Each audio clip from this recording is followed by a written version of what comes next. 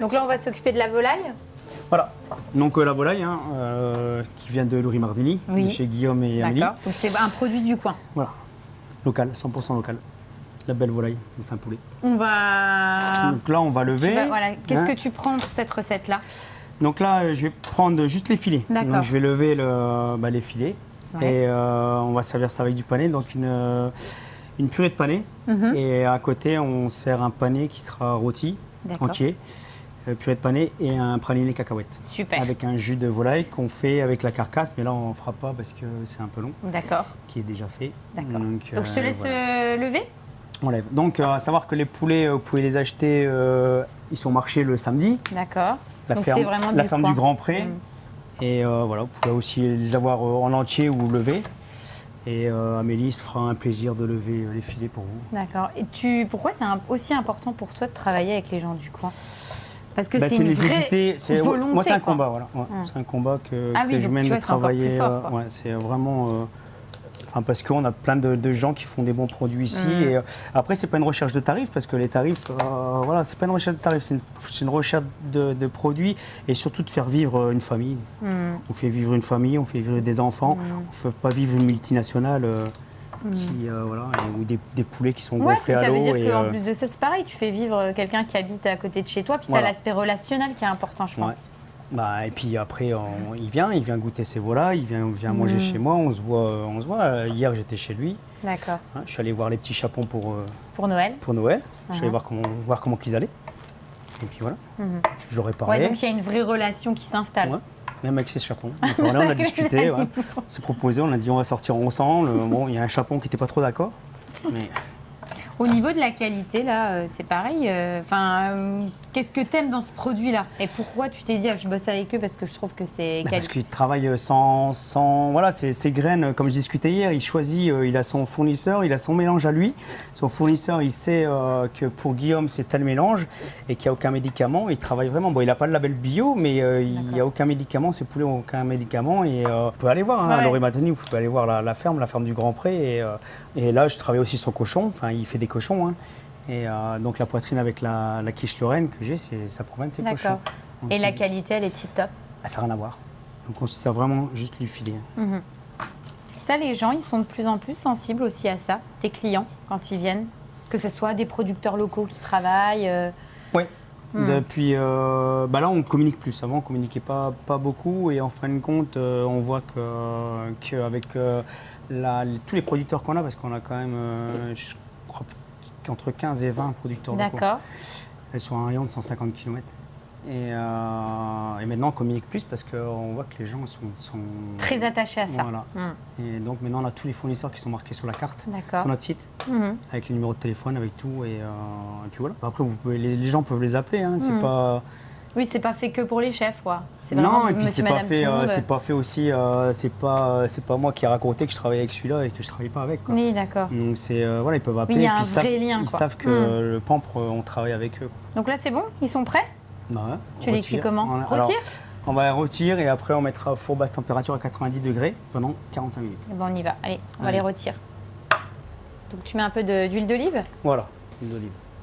Je suis pas du sud, mais je travaille beaucoup avec de l'huile d'olive. Là, l'idée, c'est de quoi? D'avoir une belle coloration? Voilà, on va colorer la peau. On travaille en cuisson basse température, mais en direct. D'accord. C'est-à-dire qu'on colore la peau. Oui. Et après, on met au four à 90 degrés pendant 45 minutes. Par contre, la cuisine ici au restaurant, on travaille tout en indirect. C'est-à-dire qu'on travaille tout le produit brut, non coloré, non rôti. C'est salé pendant un certain temps.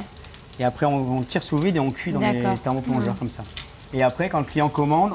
C'est là où tu vas dorer ton produit. Quand le client commande. Voilà.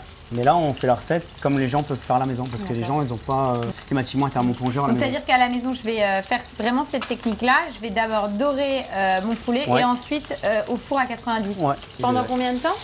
À 45 minutes, il faut que ça soit à 62-65 degrés à cœur. Tu me parlais d'un pralin de cacahuètes. Alors, tu le fais comment? Alors, le pralin de cacahuètes, c'est un peu la même chose que la courge, qu'on verra après pour le dessert. C'est on fait un sirop. Un sirop et on fait torréfier les cacahuètes qui sont émondées, les cacahuètes non salées.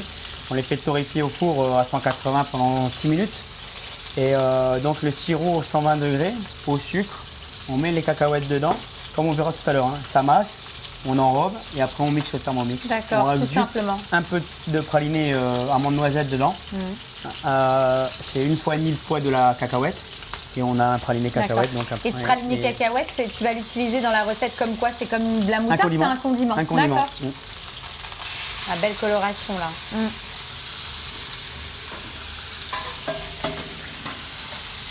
Donc là, hop. Ouais, donc là je l'ai retourné, mais je le laisse pas trop longtemps. D'accord. Côté chair, parce qu'il est fragile.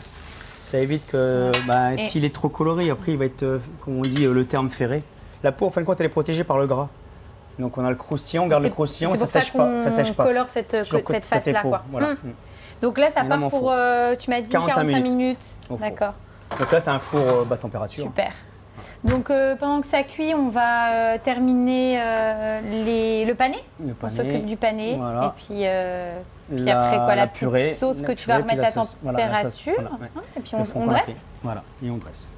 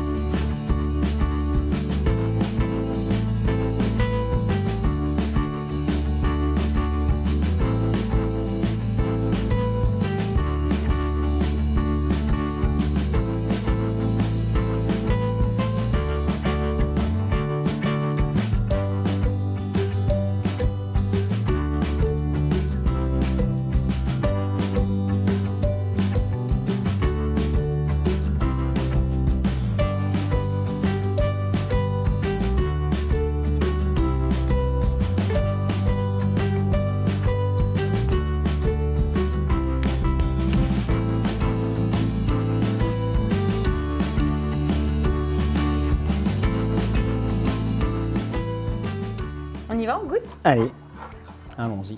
C'est bon. Je vais prendre forcément un petit bout de poulet, de sauce. Et puis, tiens, je vais goûter le praliné avec. Ah, top. J'adore le praliné avec. On a ce côté vraiment gourmand qui fonctionne très très bien avec le poulet, quoi. Et puis pané qui a un petit goût sucré. Et là, donc, pour agrémenter l'assiette, on a mis des petites fleurs, les fleurs de souci, puis de la cresse avec de la vinaigresse. Ah, c'est top, c'est vraiment une belle recette. Pour le dessert, t'es parti sur de la courge, tu me disais La tout à courge, l'heure. voilà. C'est-à-dire la courge du jardin, une courge musquée qu'on va confire et puis on va servir avec des graines de courge qui viennent de la ferme de Bel Air. Ça marche. Graines bio, on va faire aussi encore un praliné. D'accord.